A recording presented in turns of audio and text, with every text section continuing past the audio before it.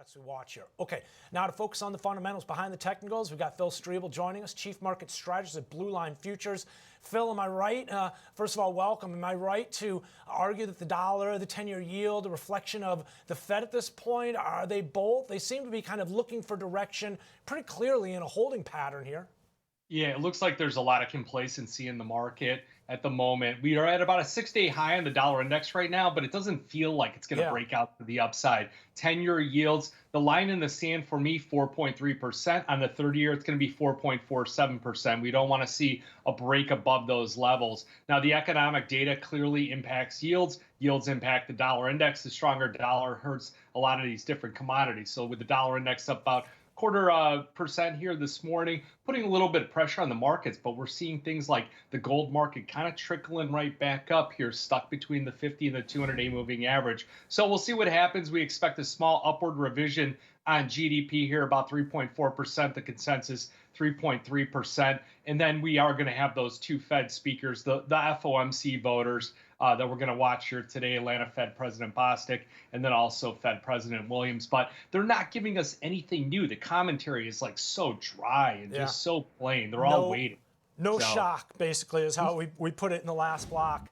Phil, we're not getting anything like that December meeting where, you know, and then Powell reversing course. It's just not happening right now. Talk to me about the dollar again at this 104 level. Yeah, it's higher. It's up about 0.25%, but still relatively contained. You mentioned how it hurts commodities. I'd argue continued strength and a move up through 105 could hurt stock bulls, right? We've been arguing for a while that the activity we've seen conducive to that run-up we've seen to these historic levels in the indices, but in that category of some of the supporting contributing factors, you've got the dollar, you've got crude, and for that matter, gold's a reflection thereof in terms of some of those geopolitical concerns contained at 2050. I mean, all of these markets very supportive of what we've seen as far as stocks.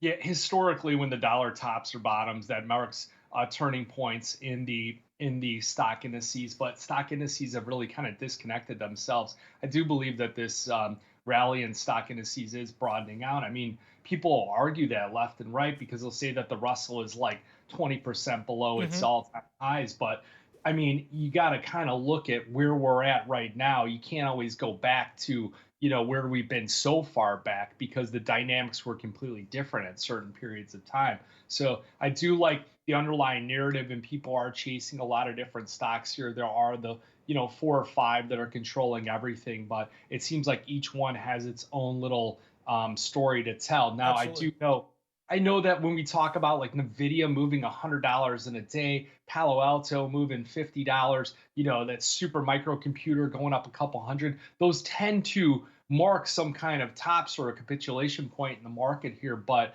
it seems to be very resilient at the moment. Yeah, I'd agree. Sustainability with those names come into question when you see a big move like that, but also each stock does tell its own story or has its own story in many ways, right? Talk to me, and kind of getting back to the currencies discussion here, speaking of having its own story, the Bank of Japan, I kind of feel like we haven't really gotten anything definitive from them one way or the other, and that could tip the scales for the dollar, ultimately provide a little bit of clarity there. But even recently, what was it? It looks like slightly firmer than expected January CPI, the core rate at 2%, targeted ultimately kind of renewed speculation for BOJ hikes, but there's still some uncertainty there. The BOJ, that's going to be, I mean, Japanese yen, that's going to be the one to go long. Once they start cutting rates in the U.S. or we start getting dovish and the reality of the snowball effect, you're going to see a big short covering rally in the Japanese yen. So that's definitely one you want to keep on the radar. Look at those farther out option contracts, things like that. Because of the complacency in that market and the downward trend, there's not a lot of premium in those options, but the delta could be a quick vortex once it gets underway. So it's on my shopping list. It should be on everyone's shopping list to look at the yen to the upside, but it's going to take a more dovish Fed over here and those actual interest rate cuts in order to get that going. Yeah, here's a look at the yen. It has been struggling to say the least here. This is just going back to the summer of last year. We were up around 73, 74. You can see the failed attempt here as we rallied back into the end of last year, beginning of this year, up to 7,200. We've come right back down to those lows from November of last year. Take a look here. A little bit of a longer term chart here really speaks to the significance associated with these lows.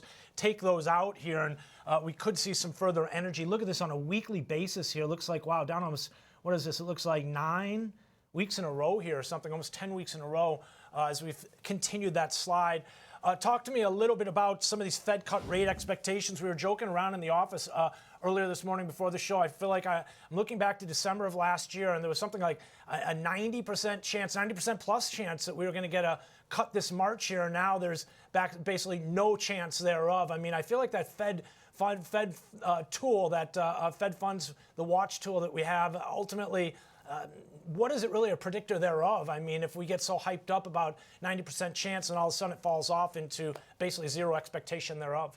Yeah, the devil's going to be in the details on that one. So as that sentiment shifts, we see that start to come out. Maybe the CME will make that a tradable product there where you can short Love that. 97% or go long with those expectations. So 16.5% chance right now that they'll cut in the May meeting. It's like a 0% chance in March. And then if you go out to June, it's a 64.5% chance that they'll cut. But you got to see this weaker economic data, and the economy's been really quite firm, at least in my opinion, and what I see around here. We've been traveling all over the place. My team's in Houston right now. We were in Las Vegas last week, and it was just rocking. I mean, people are just spending money left and right. Maybe they don't have it. Maybe they're taking on credit card debt and things like that, but it just doesn't seem like the economy's been derailed whatsoever. And I think that we're kind of at this new time. You know, the one thing where this conversation is all about currencies and interest rates and things like that. And I look at Bitcoin up 6% here today.